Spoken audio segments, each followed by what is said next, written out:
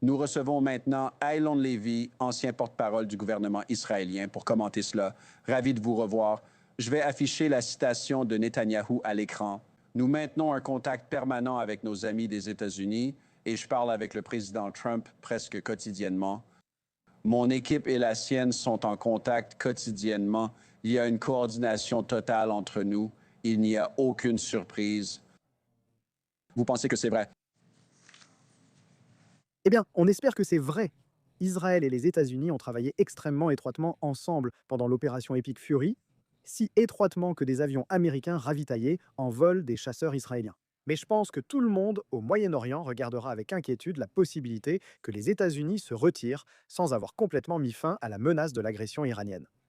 Rappelons-nous ce qui est en jeu ici. C'est le principal État soutenant le terrorisme, poursuivant le développement d'armes nucléaires, de missiles balistiques et de drones utilisés contre des villes de toute la région et armant des forces supplétives au Moyen-Orient. Cela doit cesser par un accord. Nous ne pouvons pas avoir un accord qui finirait par rouvrir le détroit d'Ormuz, qui était ouvert avant la guerre, et qui imposerait des restrictions temporaires au programme nucléaire, comme c'était le cas avec l'accord d'Obama, dont le président Trump s'est retiré parce qu'il était tellement mauvais.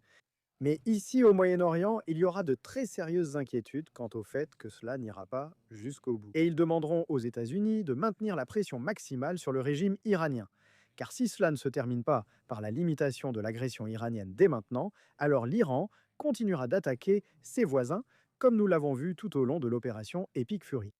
Alors, ce que fait Netanyahou à Beyrouth, comme cela vient d'être décrit, cette frappe visant un commandant du Hezbollah, fait-il partie d'une tentative, en raison de certaines des préoccupations dont vous avez parlé, de prendre les devants et d'en faire le plus possible avant que quoi que ce soit ne soit conclu?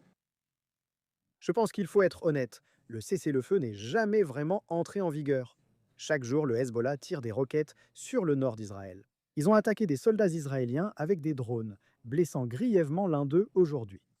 La guerre contre le Hezbollah, armée supplétive de l'Iran, continue. Le conflit est simplement passé à une intensité plus faible. Et aujourd'hui, Israël a repéré une cible de très haute valeur. On parle du commandant de la force Radwan. C'est la force spéciale d'élite du Hezbollah et ils ont décidé de l'éliminer parce qu'il orchestre actuellement une armée libanaise qui prépare et mène des attaques contre des civils israéliens. Mais clairement, Israël ne veut pas que ce conflit avec le Hezbollah se termine alors que le Hezbollah contrôle toujours de vastes parties du sud du Liban et qu'il est encore capable de se réarmer et de reconstruire cette force. Et c'est exactement ce qui se passera si cela se termine avec le Hezbollah toujours debout. Et le gouvernement libanais, on peut en parler aussi, se défile devant une confrontation directe avec le Hezbollah. Le gouvernement se défile comment? Eh bien, le gouvernement libanais n'est absolument pas sérieux concernant un véritable accord de paix avec Israël. Et le Premier ministre libanais l'a lui-même dit aujourd'hui. Il a affirmé ne pas vouloir de normalisation avec Israël, alors que pour les téléspectateurs, la normalisation évoque la paix. Cela signifie avoir un ambassadeur dans le pays de l'autre, avoir des liens commerciaux et économiques, avoir des vols et du tourisme. Il dit qu'il ne veut pas de cela. Non seulement il ne veut pas de cela, mais il veut désarmer le Hezbollah par des discussions directes. C'est un euphémisme pour leur demander gentiment. En Israël, on craint que le gouvernement libanais cherche seulement à gagner du temps pour obtenir un retrait israélien. Cela permettra au Hezbollah de se réarmer au lieu de démanteler sérieusement cette milice libanaise qui prend ses ordres du corps des gardiens de la révolution islamique en Iran.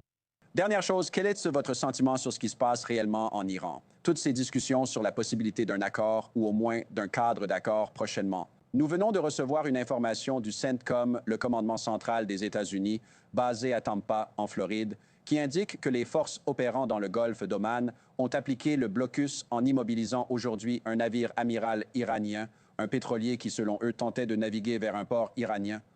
Ce matin, à notre heure à New York, vers 9 heures, l'annonce a été faite cet après-midi. Donc, vous savez, ça aurait été le genre de gros titre que nous avons eu ces derniers jours. Je sais que le blocus est toujours en vigueur, l'échange de, vous savez, le contraire de la courtoisie, donc je suppose que c'est toujours en vigueur. Que se passe-t-il vraiment là-bas, à votre avis? Il sera très difficile d'obtenir un accord avec l'Iran qui mette fin à cette guerre selon des conditions acceptables pour les États-Unis et l'Occident. Ce n'est pas seulement parce que les Iraniens refusent d'abandonner leur capacité à se doter de l'arme nucléaire, mais aussi parce qu'on ignore qui dirige réellement l'Iran. Toute la direction a été décapitée au début de la guerre. Ils ont envoyé une grande délégation aux négociations, clairement pour se surveiller. Le corps des gardiens de la révolution semble dirigé, le général Vaidi prend les décisions. Mais dans la mesure où les gardiens de la révolution sont aux commandes, ce sont les plus radicaux des radicaux, opposés à tout accord qui ferait que l'Iran ne soit plus une menace pour la région. J'espère que nous aurons un accord mettant fin à la menace iranienne. Je ne vois pas comment cela a pu être obtenu. Ne pensez-vous pas que le président Trump veut juste s'en retirer? Je pense que le président Trump a raison de vouloir mettre fin à cette guerre. Mais la guerre doit se terminer sans que l'Iran ne possède de l'uranium hautement enrichi, qu'il pourrait rapidement enrichir davantage et transformer en bombe nucléaire. Elle doit se terminer sans que l'Iran ne reconstruise les missiles balistiques ayant servi à viser l'aéroport de Dubaï et des raffineries au Moyen-Orient. Elle ne peut certainement pas s'achever dans l'impunité pour le Hamas, le Hezbollah et les Houthis, comme l'exigeait l'Iran. Tout le monde ici veut voir ce conflit se terminer et l'économie mondiale rebondir. Mais la crise du principal État parrain du terrorisme mondial, cherchant à se doter d'armes nucléaires, de missiles balistiques et de forces supplétives, doit aussi être traitée. Eylon Levy, en direct de Tel Aviv. Merci pour votre temps, monsieur. Aujourd'hui, nous avons observé la situation suivante.